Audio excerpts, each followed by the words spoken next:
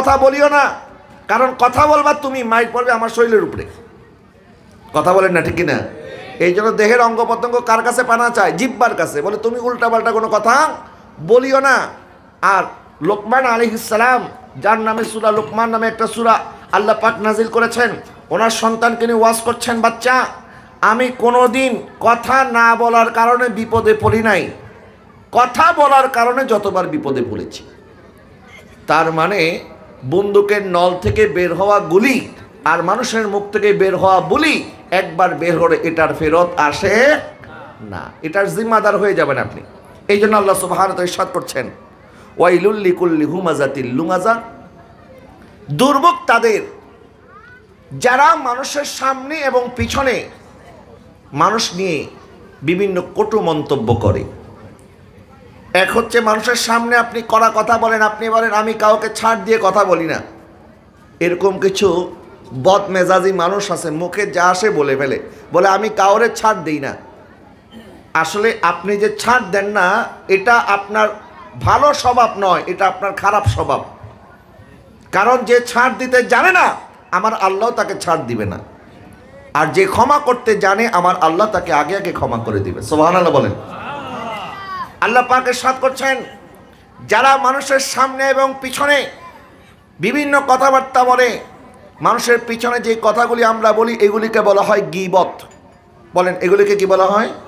গীবত। এখন গীবত কাকে বলে এটা অনেকে জানে না, এটা জেনে নেন। গীবত বলা হয় যে কথাটা আপনি তার সামনে বললে সে কষ্ট পাবে, সেই কথাটা তার পিছনে পিছনে বলা, এটার নাম হচ্ছে গীবত। একজন সাহাবী আরজ করলেন, ইয়া রাসূলুল্লাহ, হুজুর এমন কোন দোষ যে দোষটা তার ভিতরে পাওয়া যায়, তার ভিতরে এই দোষটা আছে, এখন এটা যদি আমরা তার পিছনে আলোচনা করি তাহলে কি এটা গীবত হবে? নবী বলেন এটার নামই তো গীবত। তার যদি কোনো দোষ থাকে এই দোষ নিয়ে যদি তোমরা পিছনে পিছনে আলোচনা করো, যেটা তার সামনে আলোচনা করতে পারবে না, এটার নামই তো গীবত। আর যদি দোষ না থাকে তাহলে এটাকে বলা হয় বহতান, অপবাদ। এটা তো আরো মারাত্মক গুনাহ। নবীজি সাল্লাল্লাহু আলাইহি ওয়াসাল্লাম ইরশাদ করেছেন, আল গীবাতু আশাদ্দু মিনাজ জিনা, ব্যভিচার চাইতেও, জিনার চাইতেও গীবতের গুনাহ মারাত্মক গুনাহ। তখন সাহাবায়ে কেরাম আরজ করলেন, ইয়া রাসূলুল্লাহ, হুজুর গীবত এত মারাত্মক গুনাহ কেন? তখন নবীজি ইরশাদ করলেন, কারণ জিনা করার পর আল্লাহর দরবারে তওবা করলে আল্লাহ হয়তো তাকে ক্ষমা করে দেবে, কিন্তু গীবত এটা এমন একটা গুনাহ, এটা হচ্ছে বান্দার হক। বান্দার হক বান্দা মাফ না করলে আল্লাহ মাফ করবে না। তুমি যার গীবত করেছো সে যতক্ষণ তোমাকে ক্ষমা করবে না আল্লাহ তোমাকে ক্ষমা করবে না। বলে না নাউজুবিল্লাহ। এখন যার গীবত আপনি করছেন তারে গিয়ে কি বলতে পারবেন, ভাই আমি তোমার গীবত করছি আমারে মাফ করে দাও? বললে তো কইব যে তুমি আমার গীবত কেন করছো, দ্বন্দ্ব আরও লেগে যাবে না? এই জন্য লজ্জায় মানুষ মানুষকে এই কথা বলে না। গীবত যা হয়ে গেছে হয়ে গেছে, কিন্তু বাবা যার হক আপনি মেরেছেন, অর্থাৎ এই বান্দার হক নষ্ট করার এই শাস্তি আপনার আমলনামার মধ্যে রয়ে গেল। কোরআনুল কারীমে ইরশাদ হয়েছে, সূরা আল্লাহ পাক সূরা হুজরাতের মধ্যে ইরশাদ করেছেন, কেউ কি পছন্দ করে সে তার মৃত ভাইয়ের গোশত ভক্ষণ করবে? কেউ তো তার মৃত ভাইয়ের গোশত ভক্ষণ করাকে পছন্দ করে না। আল্লাহ পাক বলেন, তাহলে গীবত করা হচ্ছে আপন মৃত ভাইয়ের গোশত ভক্ষণ করা যেরকম অপছন্দনীয় কাজ, আপন মৃত ভাইয়ের গোশত খাওয়া যেই কথা, ওই ভাইয়ের গীবত করা একই কথা। বলে না নাউজুবিল্লাহ। এখন আপনি বলবেন, হুজুর তাহলে এখন তার মধ্যে এই দোষটা আছে, আমরা কিভাবে তাকে সংশোধন করব? সংশোধনের পদ্ধতি হচ্ছে আপনি তাকে নসিহত করবেন। আর দ্বীন আর নসিহা, আমাদের দিন পুরোটাই হচ্ছে নসিহতের ধর্ম। এই যে আমরা ওয়াজ করতেছি, শুধুমাত্র আমি ওয়াজ কেন করব, আমারও আপনি ওয়াজ করবেন। বলবেন, হুজুর আপনার এই ওয়াজের মধ্যে আমাদের এই সমস্যাটা হয়েছে, আপনি হয়তো এই কথাটা এইভাবে না বলে এইভাবে বলতে পারতেন, এটা আমাকে আপনি কানে কানে অথবা একান্তে অথবা গোপনে যেভাবে পারেন আপনি আমাকে নসিহত করার অধিকার আপনার আছে। আবার আপনার কোনো ভুল দেখলে আমি আপনাকে সবার সামনে নয়, সবার সামনে আমি ছোট করার জন্য নয়। মনে রাখবেন, নবীজি সাল্লাল্লাহু আলাইহি ওয়াসাল্লাম সারা জীবনে কোনোদিন কোনো সাহাবায়ে কেরামকে আরেকজনের সামনে লজ্জিত করে নাই, অপমানিত করে নাই। নবীজি যখন দেখেছেন যে আমার এই সাহাবীর মধ্যে এই দোষটা আছে, নবীজি ওই বিষয়ে ওয়াজ করেছেন। ওয়াজ করার মাধ্যমে সাহাবায়ে কেরাম বুঝে গেছেন নবীজি আমাদের এই সংশোধন চাচ্ছেন, আমরা যেন সংশোধন হয়ে যাই। সাহাবায়ে কেরাম সংশোধন হয়ে গেছেন। কিন্তু কখনো কারোর সামনে কাউকে ছোট করার জন্য, এই তুমি দাঁড়াও, তোমার মধ্যে এই দোষগুলি কেন, একদম ঠিক হয়ে যাও। এই যে মানুষকে প্রকাশ্যে এইভাবে নসিহত করে, এটাও ইসলামের মধ্যে নাই। প্রকাশ্যে সবার সামনে লজ্জা দিয়ে কাউকে ছোট করে কথা বলে আপনি মনে করবেন আপনি অনেক পুণ্য অর্জন করেছেন, না, কখনোই না। নবীজি সাল্লাল্লাহু আলাইহি ওয়াসাল্লাম ইরশাদ করেছেন, জামিয়া তিরমিজির হাদিস, মান আইয়ারা আখাহু বিযামবিন লাম ইয়ামুত হাত্তা ইয়াফআলুহু। যদি কোনো ভাইকে কেউ কোনো গুনার জন্য লজ্জা দিয়েছে, অর্থাৎ একটা গুনাহ সে করেছে, এই গুনার কারণে আপনি দেখা হইলি তারে খালি ওই গুনার কথা বলেন, ওই কারণে তাকে খোটা দেন, এই তুই তো এটা করছিলি, এই তুই তো এটা করছিলি। এই যে মানুষের সামনে আপনি আরেকজনকে লজ্জা দিলেন, আমার নবী ইরশাদ করতেছেন ওই ব্যক্তি লজ্জা দেওয়ার কারণে তুমি যাকে যেই গুনার জন্য লজ্জা দিচ্ছ, এই গুনাহটা তুমি না করা পর্যন্ত মরতে পারবা না। তুমি এই গুনাহ করার পর তারপর তোমার মৌত হবে। নাউজুবিল্লাহ বলেন না। এই জন্য আরেকজনের জন্য গাতা খুঁদলে ওই গাতার মধ্যে আগে নিজেকে পড়তে হবে। কখনোই কাউকে ছোট করার ইন্টেনশনে কোনো কথা বলবেন না। মনে রাখতে হবে, আমরা যদি নিজের দিকে একটু তাকাইতাম, কারণ আমার কবরে আরেকজনের সম্পর্কে জিজ্ঞাসা করা হবে না, আমার কবরে আমার সম্পর্কে জিজ্ঞাসা করা হবে। যার কারণে আমাদের দাদা হুজুর কেবলা আল্লামা সৈয়দে সনদে আল্লামা তৈয়ব শাহ রহমাতুল্লাহি আলাইহি বলেছেন, তুমি আরেকজনের দিকে এক আঙ্গুল তাক করলে দেখো বাকি 3 আঙ্গুল তোমার দিকে তাক হয়ে আছে। আরেকজনের হিসাব নেওয়ার আগে নিজের হিসাব করার দরকার। কথা বলে না, ঠিক কিনা? কিন্তু মানুষের সমস্যা কি? মানুষ হচ্ছে আলমারু ইয়াকিসু আলা নাফসি, সে নিজের পাল্লায় অপরকে মাপতে চায়, সবাইকে নিজের মতো মনে করে, নিজের পাল্লায় আরেকজনকে মাপার কোনো সুযোগ নাই। আপনি যেমন সবাই এরকম হবে এমন কোনো কথা নাই।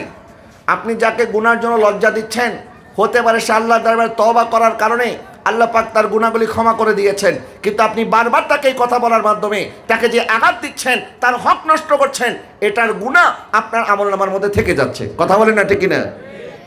এই জন্য সুফিয়ানে কেরাম বলেন, যখন তোমার থেকে বয়স্ক তুমি কাউকে দেখবা, তখন তুমি এটা মনে করবা যে তার নেক আমার চাইতে অনেক বেশি। আর যখন তোমার চাইতে ছোট কাউকে দেখবা, তখন তুমি চিন্তা করবা তার গুনাহ আমার চাইতে কম। নিজেকে সবসময় ছোট মনে করা, এটা আল্লাহওয়ালাদের আলামত। আল্লাহর দরবারে বেশি ইবাদত করে তাকাব্বুরি করার চাইতে কম ইবাদত করে তওবাকারীকে আল্লাহ পাক বেশি পছন্দ করে। সুবহানাল্লাহ বলেন না। দাতা আলী হাজমিরি রহমাতুল্লাহি আলাইহি কাশফুল মাহজুবের মধ্যে এই ঘটনা নকল করেছেন। হযরতে হাসান বসরি রহমাতুল্লাহি আলাইহি একজন শাগির্দ ছিলেন, যিনি নাম ছিলেন হযরত হাবিব আল আজমি রহমাতুল্লাহি আলাইহি। তো হযরতে হাসান বসরি রহমাতুল্লাহি আলাইহি উনি যখন হাবিব আল আজমির ঘরে আসলেন, দেখলেন হাবিব আল আজমি মাগরিবের নামাজ পড়ছেন। মাগরিবের নামাজ পড়া অবস্থায় উনি মাগরিবের নামাজের সময় তো তেলাওয়াত জোরে জোরে করতে হয়, তো উনি যে তেলাওয়াত করতেছেন ওনার সেখানে কিছু লাহানে খাফি হচ্ছে, ছোটোখাটো কিছু ভুল হয়ে যাচ্ছে নামাজের ভিতরে, তেলাওয়াতের ভিতরে। যার কারণে হাসান বসরি রহমাতুল্লাহি আলাইহি ওনার পিছনের ইক্তেদা করেন নাই, উনি একা একা নামাজ পড়েছেন। আল্লাহর দরবারে এই আমলটা পছন্দ হয় নাই। আল্লাহ সুবহানাহু ওয়া তাআলা ওনার উপরে ইলহাম করলেন। ওলিদের উপরে আল্লাহ ইলহাম করতে পারেন। আল্লাহ সুবহানাহু ওয়া তাআলা ইরশাদ করেছেন সূরা কাহাফের মধ্যে, ফাওয়াজাদা আবদাম মিন ইবাদিনা আতাইনাহু রাহমাতাম মিন ইনদিনা ওয়া আল্লামনাহু মিন লাদুন্না ইলমা। আল্লাহ পাক আল্লাহর কিছু নেককার বান্দাদেরকে চাইলে ইলমে লাদুনি দান করতে পারে। সুবহানাল্লাহ বলেন না। যেটা হুজুর খাজা আব্দুর রহমান চৌরবী রহমাতুল্লাহি আলাইহি আল্লাহ দান করেছিলেন, যার কারণে উনি 30 পারা মুজমুআয়ে সালাওয়াতে রাসূল, আমার রাসূলের দুরূদ শরীফের কিতাব 30 পারা রচনা করেছেন। সুবহানাল্লাহ বলেন। তো এরকম আল্লাহর বান্দাদের উপর আল্লাহ পাক মাঝে মধ্যে ইলহাম করতে পারেন। নবীদের সাথে আল্লাহ পাক যেটা করেন এটাকে বলা হয় ওহী, আর ওলিদের উপরে আল্লাহ পাক যেটা করেন এটাকে বলা হয় কি? ইলহাম। আল্লাহ পাক হাসান বসরি রহমাতুল্লাহি আলাইহির উপরে ইলহাম করলেন যে তোমার এই আমলটা আল্লাহর দরবারে পছন্দ হয় নাই, তুমি নিজেকে অনেক বড় আলেম মনে করেছ, যার কারণে হাবিব আল আজমির পিছনে তুমি কেন নামাজ পড়ো নাই, এটা আল্লাহ পাকের কাছে পছন্দ হয় নাই। তা আল্লাহর দরবারে যে নিজেকে যত ছোট মনে করতে পারে, আল্লাহর কাছে তার মর্যাদা তত বেড়ে যায়। সুবহানাল্লাহ বলেন না। এই জন্য কখনো কারো সামনে কারো পিছনে আপনি কাউকে ছোট করে কথা বলতে পারেন না। তার যদি কোনো ভুল আপনার চোখে পড়ে, মুসলমানের 6টা অধিকারের মধ্যে একটা অধিকার হচ্ছে মুসলমান ভাইকে নসিহত করবে। বলে না কি করবে? নসিহত করবে, ভাই তোমার এই কাজটা তুমি এইভাবে না করে এইভাবে করলে মনে হয় সুন্দর হয়, তোমার এই কাজটা অনেক সুন্দর হয়েছে, আপনি তাকে আগে অ্যাপ্রিসিয়েট করতে হবে। নবীজি সাল্লাল্লাহু আলাইহি ওয়াসাল্লাম যখন আবিসিনিয়ার মধ্যে মুসলমানদেরকে হিজরত করার জন্য পাঠাইলেন, আবিসিনিয়ার যে বাদশা ছিল সে ছিল একটা খ্রিস্টান। খ্রিস্টান হওয়ার পর আমার নবী বললেন সে খ্রিস্টান হলেও সে জুলুম করে না, তোমরা সেখানে চলে যাও। নবীজি একজন খ্রিস্টান শাসকের প্রশংসা করেছে, তার মানে বোঝা গেল কেউ অন্য ধর্মের হলেও ভালো কাজ যদি কেউ করে থাকে, ভালো কাজের অ্যাপ্রিসিয়েশন করা দরকার আছে না নাই? তো একজন মুসলমান আমরা দেখি না যে একটা ভাই 10টা ভালো কাজ করছে, তার পক্ষে কোনো অ্যাপ্রিসিয়েশন নাই, তাকে কোনো সাধুবাদ জানানো নাই, একটা ভুল হয়ে গেছে বাস তার পিছনে লেগে যায়, তার দোষ মানুষের কাছে বলতে থাকে যে সে এটা করছে এটা করছে। তো একটা ভুল করতেই পারে, 10টা যে ভালো কাজ করছে এগুলি কেন বলেন না?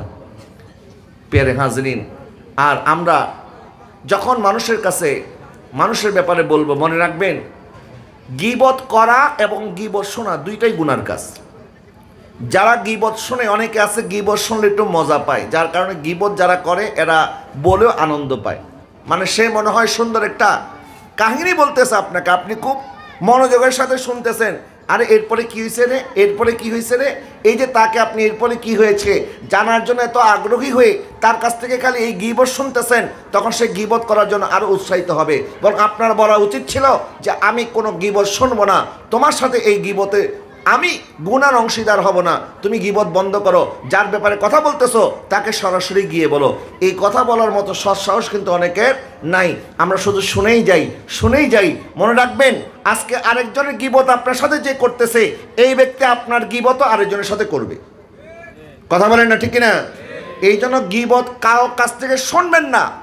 আমার মা বোনরাও আমি অনুরোধ করব, আমার আগে হুজুর বলেছেন নবীজি সাল্লাল্লাহু আলাইহি ওয়াসাল্লাম মেরাজের রাত্রে জাহান্নামীদের মধ্যে অধিকাংশ জাহান্নামী দেখলেন তারা হচ্ছে নারী।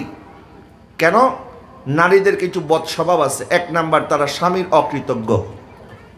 স্বামী 1000টা করলেও বলে আমাকে তো তুমি কিছুই করো নাই, তোমার সাথে বিয়ে করে আমার জীবন যৌবন শেষ, আমার বাপে কেন যে তোমার সাথে বিয়ে দিল।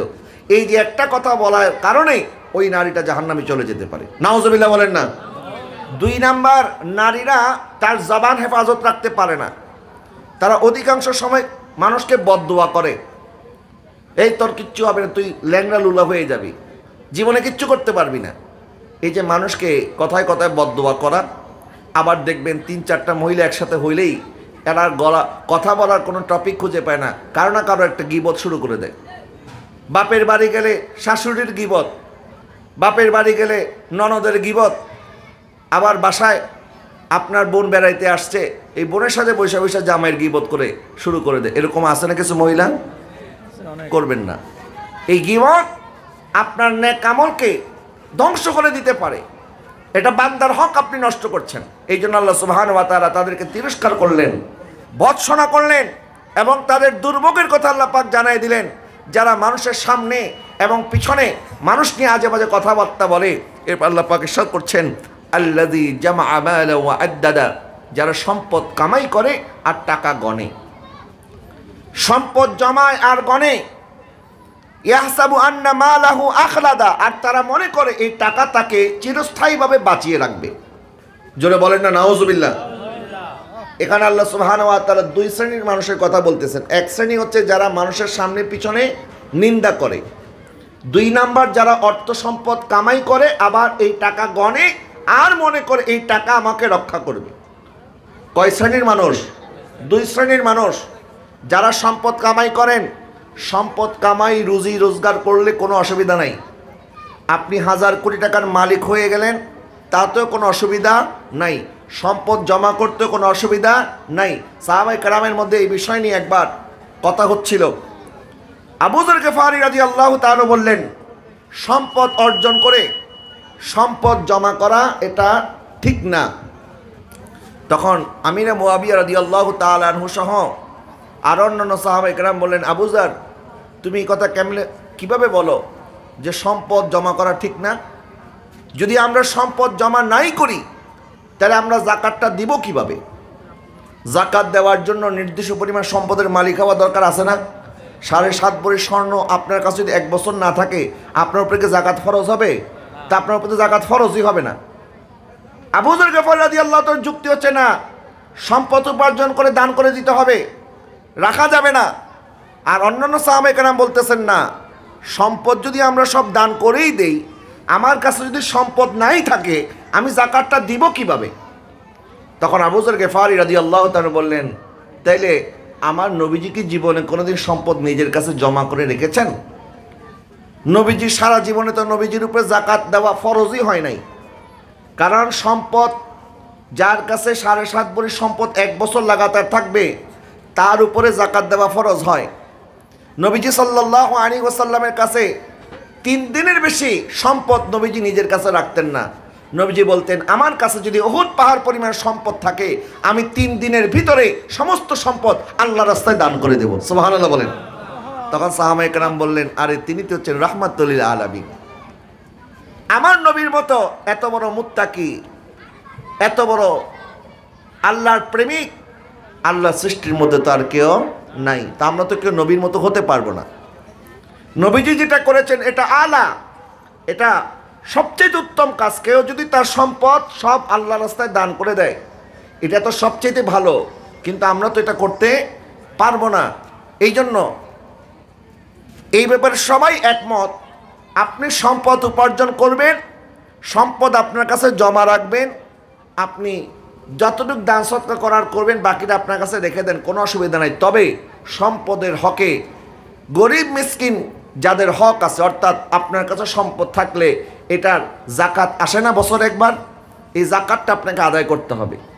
এবং কিছু কিছু নফল সদকাও আপনার জন্য তখন ফরজ হয়ে যাবে। যেমন আপনি পেট ভরে খাচ্ছেন, আপনার প্রতিবেশী না খেয়ে আছে, তখন তাকে দান সৎকার করা এটার তখন নফল থাকবে না, এটা ফরজ হয়ে যাবে। কেন নবীজি ইরশাদ করেছেন যে পেট ভরে খাইলো, তার প্রতিবেশী যদি না খেয়ে থাকে, সে আমার উম্মত নয়।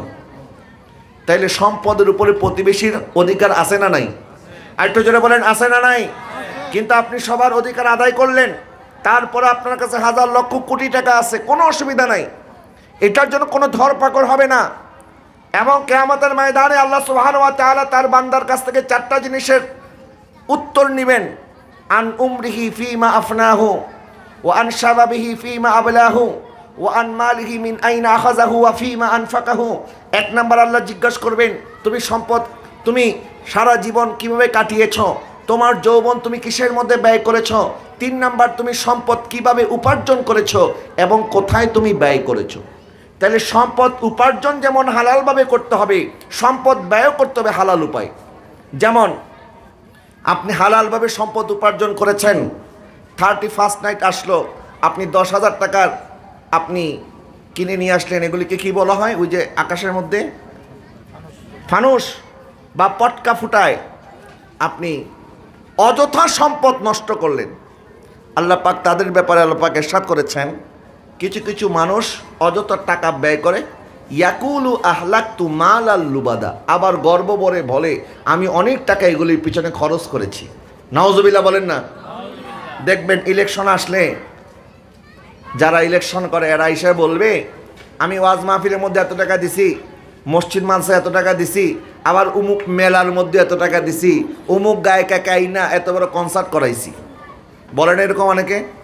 তা আপনি যে উমুক গায়িকা কাইনা কনসার্ট করাইছেন, এক তো গুনার কাজ করছেন, আবার এটা নিয়ে গর্ববোধ করতেছেন যে আমি এটা করছি।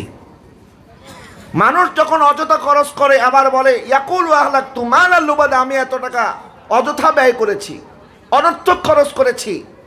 এই সম্পদের হিসাব আল্লাহর দরবারে দিতে হবে। কথা বলেন না ঠিক না? আল্লাহ পাক ইরশাদ করতেছেন, ওয়াইলুল লিকুল্লি হুমাযাতিল লুমাযা আল্লাযী জামা মালাহু ওয়া আদ্দাদা ইয়াহসাবু আন্না মালাহু আখলাদা। মানুষ যারা সামনে এবং পিছনে মানুষের নিন্দা করে, যারা সম্পদ উপার্জন করে আর টাকা গণে আর মনে করে এই টাকা আমাকে রক্ষা করবে। মানুষ সম্পদকে এত বেশি ভালোবাসে, আল্লাহ সুবহানাহু ওয়া তাআলা ইরশাদ করেন, মানুষ তার সম্পদকে এত বেশি ভালোবাসে, এত বেশি মহব্বত করে। আল্লাহ পাক কোরআনুল কারীমে সূরা আল আদিয়ার মধ্যে ইরশাদ করতেছেন, ওয়া ইন্নাহু লিহুব্বিল খায়রি লাশাদীদ। তারা সম্পদকে অনেক বেশি ভালোবাসে। অথচ আল্লাহ সুবহানাহু ওয়া তাআলা বলেন কাল কিয়ামতের ময়দানে ইযা যুলজিলাতিল আরদু জিলজালাহা ওয়া আখরাজাতিল আরদু আসকালাহা ওয়া ক্বালাল ইনসানু মা লাহা, যেদিন কিয়ামত হবে সেদিন মাটির নিচের যত সম্পদ আছে যেগুলি নিয়ে এখন আমরা মারামারি করি, ভাই ভাই দ্বন্দ্ব করি, সামান্য 1 ইঞ্চি জায়গার জন্য ভাই ভাই দুশ্মনী, আদালতের মধ্যে গেলে দেখবেন সেখানে 80% মামলা মোকদ্দমা জায়গা সম্পত্তি নিয়ে, অর্থ সম্পত্তি নিয়ে। এই অর্থ সম্পদের কেন্দ্র করে আত্মীয়তা সম্পর্ক ছিন্ন, গ্রামে গ্রামে দুশ্মনী, প্রতিবেশীর সাথে প্রতিবেশীর দুশ্মনী। কিন্তু কিয়ামতের ময়দানে এই মাটির সমস্ত খাজানা যখন বের হয়ে যাবে, স্বর্ণ অলংকার, রূপা হীরা মণি মুক্তা জহরত সব যখন বের হয়ে যাবে, কোনো একটা মানুষ 1 টুকরা স্বর্ণ নেওয়ার জন্য সেদিন প্রতিযোগিতা করবে না, ইচ্ছা পোষণ করবে না, কারণ তখন তারা বুঝে যাবে এই সম্পদের কোনো মূল্য নাই। বলেন এই সম্পদের কোনো মূল্য? কিন্তু দুনিয়াতে আমরা মনে করি কি সম্পদ ছাড়া মনে আমরা চলতে পারবো না। খবরদার, এই সম্পদ সম্পদ করে যারা ভ্রাতৃত্বের বন্ধনকে নষ্ট করছেন, আত্মীয়তার সম্পর্ক বিনষ্ট করছেন, মানুষের সাথে মানুষের দুশ্মনী শুরু করে দিয়েছেন, এই সম্পদ থেকে যাবে আপনার কবরে, আমার কবরে। যদি আমাদের আত্মীয় স্বজন গিয়ে দোয়া না করে, আমার ভাই গিয়ে দোয়া না করে, আমার বোন যদি আল্লাহর কাছে নালিশ করে, আল্লাহ আমার বাবার সব সম্পদ আমার ভাই একাই ভোগ দখল করছে, আজকে আমি কবরে চলে যাওয়ার পর এটার বিচার একদিন হবে। কথা বলেন না ঠিক কিনা? এই জন্য মানুষের হক নষ্ট করা যাবে না। সম্পদ আল্লাহ আপনাকে যতটুকু দিয়েছেন এতটুকুর মধ্যে খুশি থাকবেন। আল্লাহকে বলবেন আল্লাহ আমার এমন সম্পদ দিও না যে সম্পদের কারণে আমি কারণ হয়ে যাব। যে কারণের অসংখ্য সম্পদ, এই কারণ মুসা আলাইহিস সালামকে যাকাত দিতে অস্বীকার করেছিল। মুসা আলাইহিস সালাম যখন ওনার শরীয়ত মোতাবেক তাকে যাকাত দেওয়ার জন্য বলেছিল, কারণ বলছে এই সম্পদের মালিক তো আমি কোনো মানুষকে যাকাত দেব। আচ্ছা বলেন সম্পদের মালিক কি আমরা না আল্লাহ? আরেকটু যেমন সম্পদের মালিক কে? আল্লাহ মালিক। আমাদেরকে আল্লাহ দিয়েছেন আমানত হিসাবে। কি হিসাবে? আমানত। আপনি টাকা 500 টাকা নোট করে দেখেন, এখানে লেখা আছে চাহিবা মাত্র বাহককে দিতে বাধ্য থাকিবে। তার মানে এই 500 টাকা আপনার কাছে যেটা আছে এটার মালিক আপনি না। আপনি যখন একটা জিনিস কিনছেন তখন মালিকানা ট্রান্সফার হয়ে তার কাছে চলে গেছে, আবার তার থেকে তার কাছে, তার থেকে তার কাছে, এইভাবে সম্পদ ঘুরতে থাকে। আসলে সম্পদের মালিক আমরা কেউ নই, আমরা প্রত্যেকে আমানতদার। বলেন আমরা কি দার? আমানতদার। আল্লাহ আমাদের কাছে আমানত রেখেছে এবং আল্লাহ যখন চাইবে আমাদেরকে দিয়ে দিতে হবে। যেখানে যাকাত শতকরা মাত্র 2.5% হারে আল্লাহ পাক যাকাত ফরজ করেছেন। আমাদের এক ভাবি আমাকে একদিন বলতেছে যে আচ্ছা আমার কাছে 20 ভরি স্বর্ণ আছে, এখন আমাকে কত টাকা যাকাত দিতে হবে? তা আমি বললাম 20 ভরি স্বর্ণের বাজার মূল্য কত বের করেন। তো 1 ভরি যদি হয় 1 লাখ টাকা, 20 ভরির দাম কত আসে? বলে না কত? 20 লাখ। এখন শতকরা 2.5% হারে যদি দিতে হয় 10 লাখে কয় হাজার? 25,000। আর 20 লাখে কয় হাজার? 50,000। তা আমি বললাম ভাবি আপনাকে 50,000 টাকা যাকাত দিতে হবে। কয় 50,000? মানে তার মাথার মধ্যে মনে আমি বাড়ি মারছি কিছু একটা দিয়া, মানে সে এমন ভয় পাইছে। আমি বলি আপনাকে আল্লাহ পাক 20 লাখ টাকার মালিক বানাইছে, এই 20 লাখ টাকার মালিকানা আপনার কাছে 1 বছর লাগাতার ছিল, এর মধ্যে আল্লাহ পাক বললেন যে তোমাকে আমি 19,50,000 টাকা তোমাকে দিয়ে দিলাম, বাকি 50,000 টাকা এতিম মিসকিন গরিব দুঃখীদের মধ্যে তুমি বন্টন করে দাও। আর আপনি মনে করতেছেন আল্লাহ বেশি চেয়ে ফেলেছে? বাকি 19,50,000 টাকা যে আপনার কাছে আছে এটাকে আপনাকে মালিক বানাইছেন কে? বলে না বানিয়েছেন কে? এখন মানুষ যখন সম্পদ পেয়ে যায়, সম্পদ পাওয়ার পর সম্পদ ছাড়তে চায় না। অথচ নবীজি ইরশাদ করেছেন তোমরা দান সদকা করলে তোমাদের সম্পদ কখনো কমবে না। নবীজি ইরশাদ করেছেন কেউ যদি চায় তার রিজিকে বরকত হোক, কেউ যদি চায় তার হায়াতে বরকত হোক, সেই জন্য বেশি করে দান করে। সুবহানাল্লাহ বলেন না? নবীজির স্ত্রীগণ আম্মা জানগণ একদিন নবীকে জিজ্ঞাসা করলেন ইয়া রাসূলুল্লাহ হুজুর আমাদের স্ত্রীদের মধ্যে, আপনার স্ত্রীদের মধ্যে সবচেয়ে লম্বা হায়াত কার? বেশি হায়াত কে পাবে? নবীজি বললেন তোমাদের মধ্যে যার হাত বেশি লম্বা। তো ওনারা মনে করছেন নবীজি মনে হয় এই হাত লম্বা যদ্দূর এটা বুঝাইছে, তো ওনারা ফিতা নিয়ে আসছেন। আমাদের আয়েশা বলে আমরা ফিতা দিয়ে সবার হাত মাপা শুরু করলাম। দেখি তো কার হাত লম্বা। নবীজি দৃশ্য দেখে একটু মুস্কি হেসে দিলেন আর বলেন, আরে আমি তো তোমাদেরকে এই হাত লম্বা বলতে এরকম যার হাত যত বড় এটা বুঝাই নাই। আমি বলেছি যে বেশি করে দান করে, যে বেশি করে দান করবে আল্লাহ পাক তার হায়াতকে তত বেশি বাড়িয়ে দিবে। জোরে বলেন না সুবহানাল্লাহ।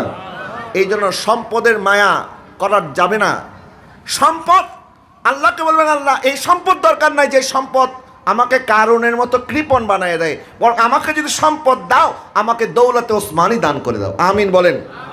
ওসমান রাদিয়াল্লাহু তাআলা আনহু যার লকব হয়ে গেছে গানি। গানি মানে কি? ধনী। বলেন গানি মানে কি? ধনী। উনি দুনিয়াতেও ধনী, আখিরাতেও ধনী। কেমন? ওসমান রাদিয়াল্লাহু তাআলা আনহুর নামে মদিনা শরীফে এখন একটা ব্যাংক অ্যাকাউন্ট আছে। সুবহানাল্লাহ বলেন না। উনি একটা খেজুর বাগান ওয়াকফ করে দিয়েছিলেন মসজিদ নববীর নামে। এই খেজুর বাগানের যত আয় হয় সমস্ত কিছু চলে যায় মসজিদে নববীতে।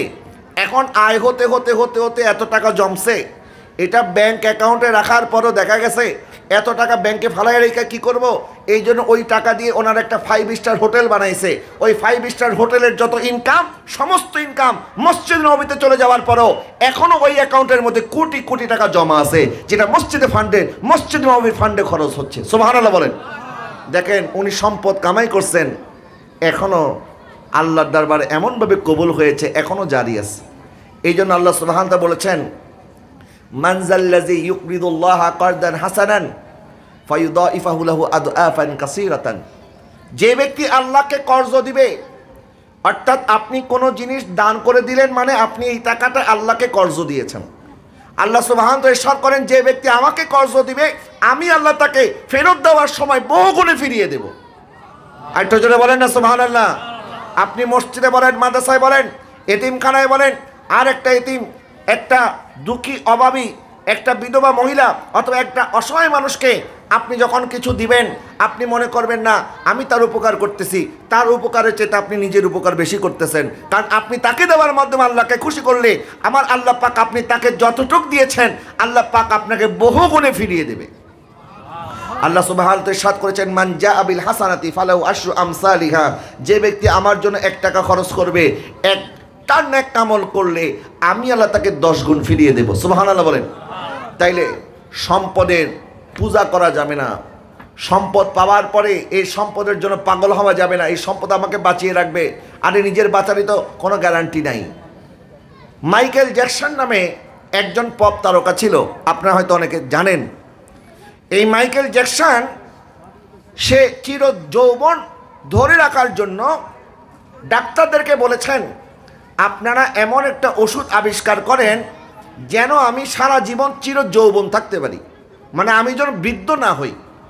আমাকে এমন একটা ওষুধ আপনারা আবিষ্কার করে আমাকে দেন। যখন একটা ওষুধ আবিষ্কার করে তাকে ওই ওষুধটা পান করানো হয়েছে, এই ওষুধের বিষক্রিয়া এসে মারা গেছে। যেটা সে তার সম্পদ ব্যয় করেছে বাঁচার জন্য, এটাই তার মরার কারণ হয়ে গেছে। প্রিয় হাজরিন, তো অনেক সময় আমরা যে সম্পদ কামাই করি মনে করি এই টাকা আমাকে বাঁচাবে বা আমার সন্তানের কাজে আসবে।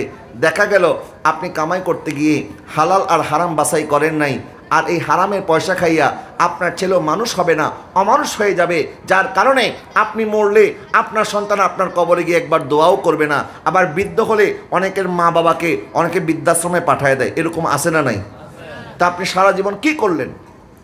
এই টাকা কার পিছনে ব্যয় করলেন? আর যে টাকা করে আমরা আল্লাহকে ভুলে গিয়েছি মানুষকে খুশি করার জন্য। দেখবেন আমার পর আমার ছেলে, আমার নাতি হয়তো আমার নাম জানবে, কিন্তু নাতির ছেলে আমার নামও জানবে না। কথা বলেন না ঠিক কিনা? আপনি আপনার দাদার বাবার নাম জানেন কিনা একটু জিজ্ঞেস করেন নিজেকে নিজে। আপনার দাদার বাবার নামও আপনি জানেন না, আপনার পূর্বপুরুষের নাম আপনার জানা নাই। তাহলে আমরা কাদের জন্য রেখে যাচ্ছি? এই জন্য আল্লাহ সুবহানাহু ওয়া তাআলা ইরশাদ করেছেন, ইয়া আইয়ুহাল্লাযীনা আমানু তাকুল্লাহা ওয়াল তানজুর নাফসুম মা কদ্দামাত লিগাদ। হে ঈমানদারগণ, আল্লাহকে ভয় করো এবং তুমি নিজের দিকে তাকাও, তুমি তোমার জন্য কি সংগ্রহ করেছো। আজকে যে সম্পদ উপার্জন করতে করতে আমরা হালাল আর হারামের তমিজ করছি না, পার্থক্য করছি না। আমাদের দেশে বিভিন্ন ক্ষুদ্র ঋণের নামে সুদি কারবার আছে না নাই? গ্রামীণ ব্যাংক, আশা, ব্রাক, এই ধরনের আরও বিভিন্ন সুদি অনেক লেনদেন আমাদের সাথে অনেকে করতে চায়। আর আপনি বলেন আমার ব্যবসার উন্নতির জন্য আমি করেছি। আল্লাহ পাক বলেন আহাল্লাল্লাহুল বাইআ ওয়া হাররামার রিবা, আমি ব্যবসাকে হালাল করেছি আর সুদকে আমি হারাম করেছি। তাহলে আপনি জেনে শুনে আপনার ব্যবসার মধ্যে আপনি সুদ ঢুকাই দিলেন। নবীজি ইরশাদ করেছেন একজন ব্যক্তি 10টা টাকা দিয়ে একটা জামা খরিদ করেছে, এই 10 টাকার মধ্যে 9 টাকা হচ্ছে হালাল, 1 টাকা হচ্ছে হারাম। ওই 1 টাকা হারামের কারণে তার 9 টাকাও হারাম হয়ে যাবে। আর এই পোশাক পরে কেউ যখন ইবাদত করবে, এই ইবাদত আল্লাহর দরবারে কবুল হবে না। জোরে বলেন না নাউজুবিল্লাহ। তো এরকম ক্ষুদ্র ঋণের নামে যতগুলি আমাদেরকে এই ধরনের সুদী ব্যবসার সাথে আমাদেরকে বিভিন্নভাবে ইনভলভ করতে চায়, তাদের ডাকে সাড়া দেওয়া যাবে? বলেন না, তাদের সাথে লেনদেন করা যাবে? তাদের টাকা পয়সা নিয়ে ব্যবসা বাণিজ্য করা যাবে না। আপনি প্রয়োজন কম কামাই করেন, কম রুজি করেন। আল্লাহ সুবহানাহু ওয়া তাআলা ইরশাদ করেন যখন তারা সম্পদ কামাই করে, আর আল্লাযী জামআ মালাহু ওয়া আদ্দাদা ইয়াহসাবু আন্না মালাহু আখলাদা, আর তারা মনে করে এই সম্পদ তার কাজে আসবে। আল্লাহ পাক বলেন কাল্লা, কখনোই না। আল্লাহ পাক বলে দিলেন কখনোই তোমার এই সম্পদ তোমার কাজে আসবে না। আমরা অনেক ধনী মানুষ দেখেছি, মানুষের টাকা পয়সা মেলে ফেরারে আসামির মতো এই দেশ থেকে ওই দেশ ঘুরতে থাকে, নিজের দেশে আসার মতো তার কোনো আর সুযোগ নাই। আবার সুইস ব্যাংকের মধ্যে টাকা জমাইছে, এখন সুইস ব্যাংক তার টাকা ফ্রিজ করে দিয়েছে, লক করে দিয়েছে, ওই টাকা আর সে তার নিজের অ্যাকাউন্টে নিতে পারতেছে না। এরকম আছে না নাই? আবার যখন এমন একটা বিপদে আপনি হয়তো পড়ে যাবেন, আপনি হাজার কোটি কোটি টাকা ব্যাংকের মধ্যে আছে, কিন্তু ওই ব্যাংকের টাকা আপনার কোনো কাজে আসবে না। যেমন করোনার মধ্যে আমরা দেখেছি অনেক মানুষ, কোটিপতি মানুষ সামান্য একটা অক্সিজেনের অভাবে মারা গেছে, আবার অনেক গরিব মানুষ সামান্য একটা সিবিট খেয়েও আল্লাহ পাক তাকে বাঁচিয়ে দিয়েছে। কথা বলেন ঠিক কিনা? সম্পদ যদি আপনার কাজেই না আসে, এই সম্পদে কি হবে? এই জন্য আল্লাহ পাক বলেন যারা এইভাবে সম্পদ কামাই করে আর সম্পদের পিছনে জীবন যৌবন ব্যয় করে দেয়, তারা মনে করে তাদের এই সম্পদ তাদের জীবনে কাজে লাগবে। কখনোই না। আল্লাহ পাক বলেন কাল্লা লা ইউমবাযান্না ফিল হুতামা, আমি আল্লাহ তাদেরকে ঘৃণা ভরে হুতামার মধ্যে নিক্ষেপ করব। জোরে বলেন নাউজুবিল্লাহ। কিসের মধ্যে নিক্ষেপ করবেন? হুতামা। আরেকটু জোরে, কিসের মধ্যে? হুতামা। আর এখানে লা ইউমবাযান্না ফিল হুতামা, নাবজুন একটা শব্দ আছে, নাবাজা।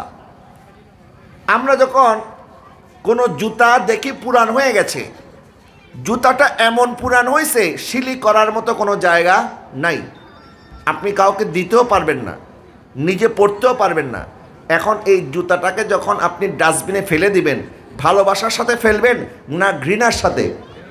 বলে না কিসের সাথে? এই জন্য আরবিতে বলে নাবাস্তুন নাল, আমি ঘৃণার সাথে আমার জুতাকে ডাস্টবিনে নিক্ষেপ করলাম। আল্লাহ পাক বলে কাল্লা, কখনোই না, লা ইউমবাযান্না ফিল হুতামা, আমি ঘৃণার সাথে তোমাকে হুতামার মধ্যে নিক্ষেপ করব। চলে বলেন না নাউজুবিল্লাহ।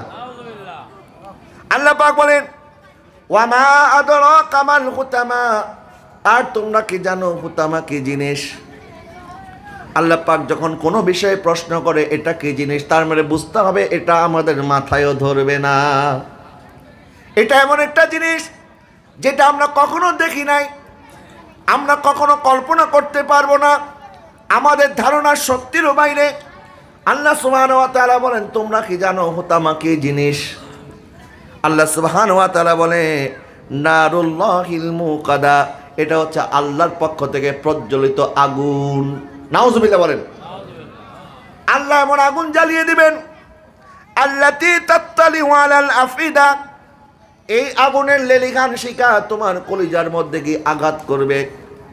কোথায় আঘাত করবে? কলিজায়। দেখবেন মানুষের শরীরের মধ্যে আগুন ধরলে কলিজায় লাগার আগেই মানুষ মরে যায়। কথা বলেন না ঠিক কিনা? কলিজার মধ্যে আসতে হয় না, মানুষের পায়ের মধ্যে আগুন ধরলেই মানুষ মারা যায়, মাথার মধ্যে আগুন ধরলে মানুষ মারা যায়। আর কলিজা তো থাকে অনেক ভিতরে। এখন কলিজা পর্যন্ত যখন আগুন পৌঁছতে হবে, তাহলে আগুন সারা শরীরে লাগতে হবে এবং সারা শরীরের প্রত্যেকটা জায়গায় আগুন স্পর্শ করবে, তারপরে না কলিজার মধ্যে লাগবে। আর মানুষের দুঃখ যখন বেড়ে যায়, তখন মানুষ বলে কি আল্লাহ আমার তাড়াতাড়ি মৃত্যু দিয়ে দাও, আমি যদি মরে যাইতে পারি তাইলে মনে হয় কষ্ট থেকে আমি বেঁচে যাব। আল্লাহ সুবহানাহু ওয়া তাআলা বলে জাহান্নামের মধ্যে জাহান্নামীদেরকে যখন প্রেরণ করা হবে, সুম্মা লা ইয়ামুতু ফিহা ওয়া লা ইয়াহইয়া, তখন তারা বাঁচবেও না, তখন তারা মরবেও না। জোরে বলেন না নাউজুবিল্লাহ। আল্লাহ পাক বলেন তখন তারা বাঁচবে না, আবার তখন তারা মরবে না। আল্লাহ বাঁচবেও না মরবেও না, এমন আবার কোন মুহূর্ত? কারণ মুফাসসিরে কেরাম বলেন এটা এমন একটা মুহূর্ত যেই বাঁচাকে বাঁচা বলা যায় না। আর ওই সময় মানুষ মরতে চাইবে কিন্তু মানুষ মরতেও পারবে না। নাউজুবিল্লাহ বলেন। কি কঠিন শাস্তি আল্লাহ পাক দিবেন জাহান্নামীদেরকে। আল্লাহ পাক এই জন্য বলেছেন ফামা আসবারুহুম আলান নার, তোমরা কি জাহান্নামের আগুন সহ্য করতে পারবানি, সবর করতে পারবানি? যে মানুষ দুনিয়ার মশার কামড় সহ্য করতে পারে না, যে মানুষ 45-50 ডিগ্রি সেলসিয়াস তাপমাত্রা যখন বৃদ্ধি হয়ে যায়, যখন একটু গরম বেড়ে যায়, এই গরম বাড়ার পরে যে মানুষ এই দুনিয়ার গরম সহ্য করতে পারে না, আর যে আগুন তার শরীরের মধ্যে যখন লাগিয়ে দেওয়া হবে, সে বলবে আল্লাহ আমাকে তাড়াতাড়ি মৃত্যু দিয়ে দাও, আমার এই কষ্ট সহ্য হয় না, আগুনের লীলঘান শিখা, আগুনের এই তাপ আমি সহ্য করতে পারতেছি না। কিন্তু ওই সময় চিৎকার করলেও কোনো ফায়দা হবে না, মৃত্যুবরণ করা যাবে না। বরং আগুন যখন আমাদের দেহ স্পর্শ করে, কলিজা পর্যন্ত স্পর্শ করে ফেলবে, কলিজা যখন জ্বালিয়ে ছাই করে দিবে, তারপরও আল্লাহ পাক তখন আমাদের কাউকে মৃত্যু দিবে না, বলবে আগুনের যন্ত্রণা তোমরা ভোগ করতে থাকো। বলেন না নাউজুবিল্লাহ।